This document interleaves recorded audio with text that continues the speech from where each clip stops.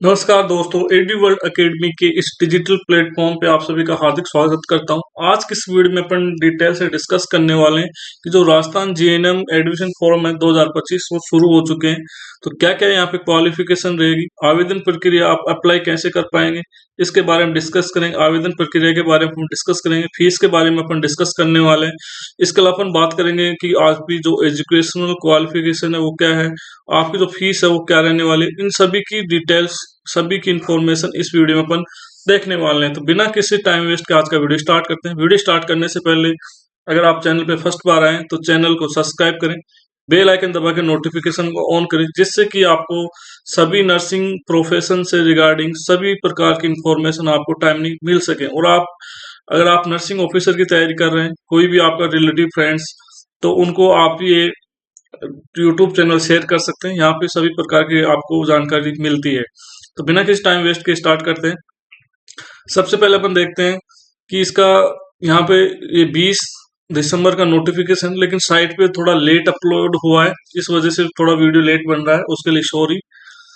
तो यहाँ पे अगर अपन बात करें तो जो जिस ये 3 साल का जीएनएम कोर्स है उसकी general nursing midwifery full form होती है।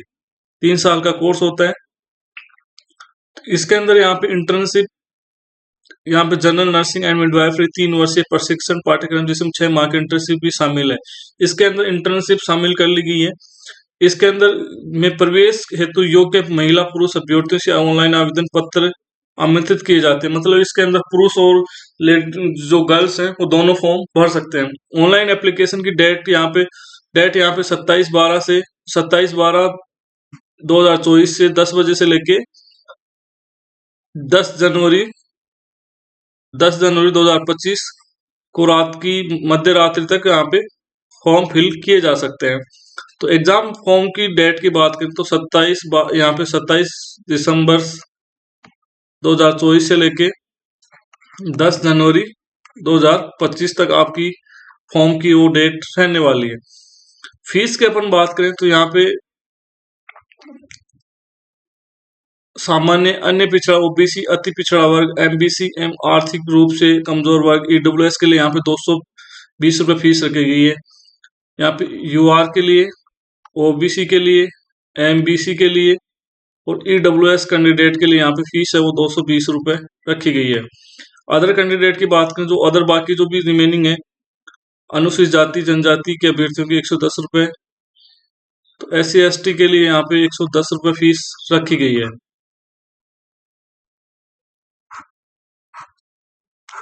अब आपकी अपन देख लेते हैं एजुकेशनल क्वालिफिकेशन। इसके जीएनएम के लिए एजुकेशनल क्वालिफिकेशन क्या रहने वाली है, मतलब अगर जीएनएम में एडमिशन लेना चाहते हैं तो आपकी क्वालिफिकेशन क्या रहनी चाहिए, एजुकेशन क्वालिफिकेशन।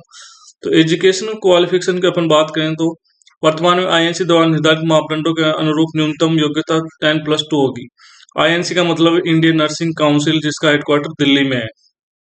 तो यहाँ पे आपका 10+2 होना चाहिए। सेकंड देखते हैं, जो बायोलॉजी है उसकी फिजिक्स केमिस्ट्री बायोलॉजी से उत्तीर्ण अभ्यर्थियों को प्रवेश में प्राथमिकता दी होगी। जो पीसीबी के कैंडिडेट है, फिजिक्स केमिस्ट्री बायोलॉजी, उनके जो कैंडिडेट है उनको यहाँ पे प्रायोरिटी दी जाएगी। पॉइंट तो यदि जीव विज्ञान वर्ग के अभ्यर्थी उपलब्ध नहीं हो पाते, अन्य विषय वर्ग के अभ्यर्थियों को प्रवेश हेतु उसी जाति वर्ग में विचार किया जाएगा। अगर मान लो कि पीसीबी के कैंडिडेट कम है, साइंस के कैंडिडेट कम है, जैसे मान लो कि ओबीसी के साइंस के कैंडिडेट कम है, तो उस ओबीसी कैटेगरी के जो भी कैंडिडेट है जिनको साइंस नहीं है, तो बाकी कैंडिडेट को यहाँ पे मौका दिया जाएगा। नेक्स्ट अपन बात करें यूआर, ओबीसी और एमबीसी ईडब्ल्यूएस अभ्यर्थियों के लिए 40% 12th क्लास में होनी चाहिए। इसके अलावा जो भी SC ST कैंडिडेट है उनके यहाँ पे 35% 12th के अंदर मार्क्स होने चाहिए। यूआर, ओबीसी, एमबीसी के और ईडब्ल्यूएस के लिए यहाँ पे 40% मार्क्स होने चाहिए 12th क्लास के अंदर। और SC ST कैंडिडेट हैं उनके यहाँ पे 35% मार्क्स 12th क्लास के अंदर होने चाहिए। एज क्राइटेरिया की अगर अपन बात करें, एज क्राइटेरिया क्या रहेगा, तो एज क्राइटेरिया यहाँ पे दे रखा है कि 31 दिसंबर 2024 को आपकी जो न्यूनतम आयु है वो 17 होनी चाहिए, न्यूनतम 17 साल होनी चाहिए। और आपकी मैक्सिमम आयु है वो 28 वर्ष। मेल कैंडिडेट है तो 28 वर्ष होनी चाहिए और अगर फीमेल कैंडिडेट है तो यहाँ पे 34 ईयर तक की फीमेल जीएनएम एडमिशन के अंदर जीएनएम के अंदर एडमिशन ले सकती है। जो SC ST कैंडिडेट है उनको यहाँ पे SC ST कैंडिडेट ओबीसी के लिए यहाँ पे 5 साल की छूट दी गई है एज के अंदर। जो डेट ऑफ बर्थ है, जो आपका डेट ऑफ बर्थ है, इसका आपको प्रूफ देना पड़ेगा। तो 10वीं की जो मार्कशीट या फिर आपका जो भी सर्टिफिकेट है, तो उसको यहाँ पे सत्यापित प्रति ऑनलाइन आवेदन के साथ स्कैन कर अपलोड करनी होगी। मतलब आपको सेल्फ अटेस्टेड आपको करनी पड़ेगी और उसको आपको ऑनलाइन आपको अपलोड करना पड़ेगा। विभागीय कोटे में प्रवेश हेतु स्थायी कर्मियों की अधिकतम आयु 35 वर्ष होगी। जो भी कोई राजस्थान गवर्नमेंट की कर्मचारी है जैसे एएनएम है, तो वो अगर जीएनएम में एडमिशन लेना चाहती है तो उसकी जो मैक्सिमम जो एज रहेगी वो 35 होगी। और जो एएनएम है, एएनएम के लिए यहाँ पे 40 ईयर रहने वाली है। एएनएम वो जो भी कार्मिक जो भी राजस्थान गवर्नमेंट के अंदर है और जो भी ये करना चाहते हैं जीएनएम, तो उनको नियमानुसार उपार्जित अर्धवेतनिक असाधारण अवकाश ईओएल स्वीकृत कराना होगा। मतलब उनको एजुकेशन लीव लेनी पड़ेगी। नेक्स्ट अपन बात करें तो यहाँ पे 3 वर्ष जिसमें 6 माह की इंटर्नशिप भी शामिल है। जीएनएम प्रशिक्षण की अवधि चिकित्सा एवं स्वास्थ्य विभाग कार्य स्थायी कर्मियों के लिए 3 वर्ष निर्धारित है। एएनएम को मिडवाइफरी में वहाँ पे छूट दे ही नहीं है। जो मान लो एएनएम है तो उसको इंटर्नशिप में यहाँ पे इंटर्नशिप में कोई छूट नहीं है। ये सभी के लिए 3 साल का कोर्स यहाँ पे रहने वाला है, जिसमें 6 महीने की इंटर्नशिप रहने वाली है। नेक्स्ट हम इम्पोर्टेंट बात करें, प्रशिक्षण इसमें महिला एवं पुरुष अभ्यर्थियों को चयन 80:20 के अनुपात में होगा। किसी वर्ग श्रेणी में महिला अभ्यर्थी उपलब्ध होने की स्थिति में उसी वर्ग श्रेणी के पुरुष अभ्यर्थियों को प्रवेश देय होगा। मतलब मान लो कि यहाँ पे ईडब्ल्यूएस के मान लो कि 80, यहाँ पे 80 रेशियो के अंदर होगा। यहाँ पे 80 गर्ल्स होगी, 20 यहाँ पे बॉयज होंगे। मान लो ईडब्ल्यूएस के अंदर 80% लड़कियां नहीं कवर हो पा रही हैं, तो यहाँ पे लड़कों का रेशियो वो बढ़ जाएगा, लड़कों को मौका मिल जाएगा। नेक्स्ट अपन बात करें कि और इम्पोर्टेंट इन्फॉर्मेशन क्या है इसके बारे में। तो अगर नेक्स्ट अपन बात करें तो काउंसलिंग के लिए आपको प्रशिक्षण में चयन हेतु निर्माण राज्य स्तरीय सूची तैयार की जाएगी। अभ्यर्थी द्वारा प्रस्तुत किए गए विकल्पों के आधार राज्य स्तरीय मेरिट द्वारा राजकीय संस्थान निजी संस्थानों में उपलब्ध सीटों पर वर्गाकार आवंटित किया जाएगा। राजकीय निजी संस्थानों में एक आवेदन पत्र भरना होगा। राजकीय नर्सिंग स्कूल एवं निजी क्षेत्र के संचालित नर्सिंग स्कूल में प्रवेश के लिए होने वाली काउंसलिंग तो 500 रुपये नॉन रिफंडेबल। अग्रिम राशि बैंक ऑफ बड़ौदा शाखा उद्योग भवन जयपुर के खाता संख्या ये दे रखा है। ये आपको डीडी बनवाना है, यहाँ पे जमा कराना होगा, जिसकी रसीद अभ्यर्थी की ऑनलाइन काउंसलिंग के पूर्व विभाग की वेबसाइट पर दिए गए लिंक के माध्यम से स्कैन कर विकल्प पत्र के साथ रिपोर्ट करना अनिवार्य है। उसके 50 ही अभ्यर्थी की ऑनलाइन काउंसलिंग प्रवेश देय होगा। राशि का समायोजन फीस की राशि में कर लिया जाएगा। मतलब आपकी परसेंट बेस के आधार पर 12th का जो परसेंट है उसके आधार पर यहाँ पे मेरिट लिस्ट बनने वाली है। मेरिट लिस्ट में काउंसलिंग की फीस है वो 500 रुपये रहने वाली है। काउंसलिंग फी 500 रुपये जो कि नॉट रिफंडेबल यहाँ पे रहने वाली है। तो आपको फीस है वो रिफंडेबल नहीं होगी। अगर आपका एडिशन होता है वो इसमें मर्ज हो जाएगी, ठीक है। और आपको इस नाम से यहाँ पे डीडी बनवाना है, 500 रुपये की डीडी, या फिर ऑनलाइन भी आप जमा करवा सकते हैं। अभ्यर्थी को पूर्ण रूप से स्वस्थ होना अनिवार्य है, जिसके लिए प्रशिक्षण ज्वाइनिंग के समय सक्षम द्वारा स्वास्थ्य प्रमाण पत्र प्रस्तुत करना होगा। मतलब आपका जो हेल्थ सर्टिफिकेट है वो यहाँ पे फिटनेस सर्टिफिकेट देना होगा। महिला अभ्यर्थी चयन के समय यदि गर्भवती पाई जाती है तो उसको आगामी बैच के पुनः आवेदन किए बिना प्रशिक्षण में सम्मिलित किया जाएगा, बशर्ते कि अभ्यर्थी चयन की शेष शर्तों को पूर्ण रूप से पात्रता रखती हो। मतलब कोई लेडी अगर प्रेग्नेंट है तो उस कैंडिडेट को अगले जो सेशन होगा उसके अंदर बिना किसी एग्जाम के आपको प्रवेश दे दिया जाएगा। मतलब आपकी एक सीट रिजर्व हो जाएगी। और ये जो सत्र ये जो बैच चालू होने वाला है जिसको अपन सत्र बोल सकते हैं, सत्र प्रारंभ होने की संभावित तिथि जनवरी 2025 है। मतलब आपका बैच है वो जनवरी 2025 के अंदर शुरू हो जाएगा। कितनी क्या कौन से कॉलेज में कितनी सीटें हैं ये आपको काउंसलिंग से पहले वेबसाइट पे आपको देखने को मिल जाएगी। आपको कास्ट सर्टिफिकेट लगाना पड़ेगा तो भी आपको उसका कैटेगरी का जो भी बेनिफिट मिल पाएगा, वरना आपका जो कैटेगरी का बेनिफिट वो आपको नहीं मिलेगा। काउंसलिंग की अपन बात करें काउंसलिंग राज्य की सेवा में कार्यरत नियमित स्थायी विभाग के कर्मचारी को राज्य की काउंसलिंग के माध्यम से एक प्रशिक्षण केंद्र आवंटन किया जाएगा कि जो भी कैंडिडेट है उनको सिर्फ काउंसलिंग के माध्यम से ही आपको कॉलेज है वो इंस्टीट्यूट जो भी जीएनएम स्कूल है वो आपको मिलेगा। और ये इसमें जो भी राजकीय और जो भी गवर्नमेंट कॉलेज है उनको सिर्फ काउंसलिंग से गवर्नमेंट ही भर पाएगी। यहाँ पे ये दे रखा है क्लियरली। नेक्स्ट अपन इम्पोर्टेंट बात करें, इसके अंदर इस वीडियो को देखने के बाद आपको किसी वीडियो को देखने की आपको जरूरत नहीं पड़ेगी। जो आपको अगर काउंसलिंग फिल करना है या फॉर्म फिल करना है तो www.raswasthya.nic.in पे आपको जाना है। वहां पे आपको सभी कुछ भर देना है, जैसे जैसे आवेदन फॉर्म में उपलब्ध कराए गए मोबाइल नंबर पर काउंसलिंग के लिए आपको सूचित कर दिया जाएगा।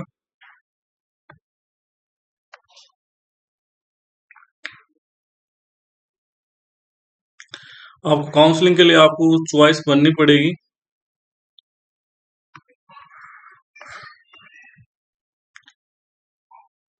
नेक्स्ट अपन इम्पोर्टेंट चीजों की बात करें तो ये आप इसको स्क्रीन शॉट लेके जो भी इन सर्विस कैंडिडेट है वो यहाँ पे देख सकते हैं। इन सर्विस कैंडिडेट के लिए यहाँ पे 5 साल पूरा करना, 5 साल की सेवा होने के बाद ही उनको इन सर्विस के अंदर वो जीएनएम कर सकते हैं। जिसके अंदर सुविधा की जो नौकरी है उसकी यहाँ पे गणना नहीं की जाएगी, ये भी यहाँ पे दे रखा है।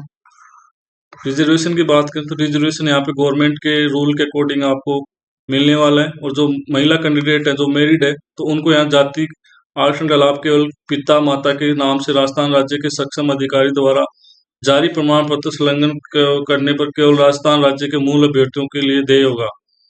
जो भी कैंडिडेट है फीमेल कैंडिडेट उनको अगर शादी के बाद भी यहाँ पे अगर माता पिता की तरफ से जो उनका कास्ट सर्टिफिकेट है वो होना चाहिए, उसी के अकॉर्डिंग आपको कैटेगरी का बेनिफिट मिलने वाला। ओबीसी का जो कैंडिडेट है उनका जो नॉन क्रिमिलेयर का जाति प्रमाण पत्र 1 साल से अधिक पुराना नहीं होना चाहिए और ये आपको ऑनलाइन फॉर्म भरते समय स्कैन करके अपलोड करना होगा। तो आप अपना फॉर्म जो भी डॉक्यूमेंट्स है आप बनवा सकते हैं।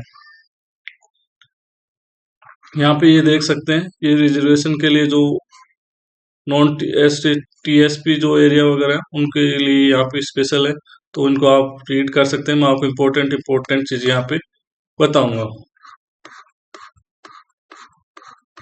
अब देखते हैं फॉर्म का मैंने बताया था कि एसएससी कैंडिडेट के लिए 110 रुपये फीस रहने वाली है और जो यूआर ओबीसी और एमबीसी और ईडब्ल्यूएस के लिए यहाँ पे 220 रुपये फीस रहने वाली है, जिनको आप ई मित्र से या credit card net banking debit card से आप फिल कर सकते हैं। फॉर्म फीस अब आपको किसी भी कंडीशन के अंडर रिटर्न नहीं होने वाली है। आवेदन प्रक्रिया आप कैसे फॉर्म भर सकते हैं, तो आवेदन भरने के लिए आपको 27 दिसंबर 2024 से लेके 10 जनवरी 2025 तक आप फॉर्म फिल कर सकते हैं। ऑनलाइन फीस आप जमा करा सकते हैं। अभ्यर्थी के अनुरूप आवेदन के माध्यम से ई मित्र के माध्यम से करा जा सकेगा। आवेदन शुल्क जमा कर अभ्यर्थी स्वयं का नाम, माता पिता, जाति, वर्ग, श्रेणी, जन्म तिथि, मूल निवास आदि का वर्णन सादा पेपर अंकित कर ई मित्र पर प्रस्तुत करना होगा। जिस माध्यम से आवेदन शुल्क जमा कराया जा रहा है उसकी रसीद आपको ले लेनी है, जिससे कि आपको अपना लॉगिन करने के अंदर आसानी रहेगी। यहाँ पे हस्ताक्षर आपको अपलोड करने हैं, जाति प्रमाण पत्र अपलोड करना है। इसके अलावा जो भी आपकी वेबसाइट जो भी आपकी 10वीं 12वीं की मार्कशीट है उनको अपलोड करना है। सीनियर सेकेंडरी की मार्कशीट आपको अपलोड करनी है। स्वयं द्वारा प्रमाणित प्रति आवेदन के समय स्कैन कर अपलोड किया जाना अनिवार्य है। मतलब आपकी जो सीनियर सेकेंडरी 12वीं की मार्कशीट है उसको आपको सेल्फ अटेस्टेड करके यहाँ पे अपलोड करना है। इसके अलावा आपका जो भी पीडब्ल्यू का सर्टिफिकेट है, निःशक्तता प्रमाण पत्र, उसको आपको अपलोड करना होगा। और जो विभाग के कर्मचारी है उनको अपने अधिकारी से 5 वर्ष की नियमित सेवा का प्रमाण पत्र भरवा के उसको अपलोड करना पड़ेगा।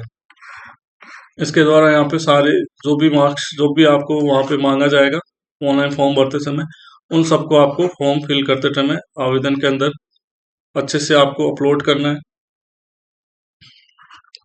फॉर्म फिल करने के बाद आप अपनी हार्ड कॉपी डाउनलोड कर ले, ताकि आवेदन दस्तावेज ऑफलाइन भेजने की आवश्यकता कभी भी नहीं है। आपको कोई भी फॉर्म ऑफलाइन वहाँ भेजने की जरूरत नहीं है। आपको अपना फॉर्म का प्रिंट है वो अपने पास निकाल के रख लेना है। जो भी आपको आईडी वगैरह मिलेंगी, एप्लीकेशन नंबर वगैरह, उनको आपको अच्छे से संभाल के रखना है, जो कि आपको बाद में काम आएंगे। आवेदन फॉर्म भरने के लिए विभाग की वेबसाइट www.rajswasthya.nic.in से आप फॉर्म को भर सकते हैं। आप कोई भी फर्जी सर्टिफिकेट वो जानबूझ के उसमें फर्जी जानकारी नहीं दें, ताकि नहीं तो आपका फॉर्म वहां पे रिजेक्ट हो सकता है।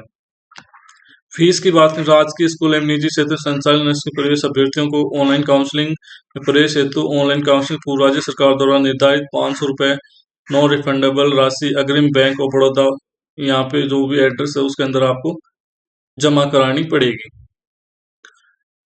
अब सबसे मेन बात करते हैं कि प्राइवेट कॉलेज के अंदर फीस कितनी लगती है। तो निजी क्षेत्र में संचालित नर्सिंग स्कूल में प्रवेश हेतु राज्य सरकार द्वारा उक्त कोर्स के लिए फीस 66,000 रुपये वार्षिक अधिकतम। छात्रावास निवास की शुल्क में रूप में सिंगल बेड अगर आप हॉस्टल लेते तो 18,000 रुपये, डबल बेड के 14,400 रुपये, ट्रिपल बेड के आपके अधिकतम 12,000 रुपये प्राइवेट कॉलेज वाला ले सकता है। अगर अपन माने कि 66,000 और यहाँ पे सिंगल बेड कोई लेता है तो 18,000,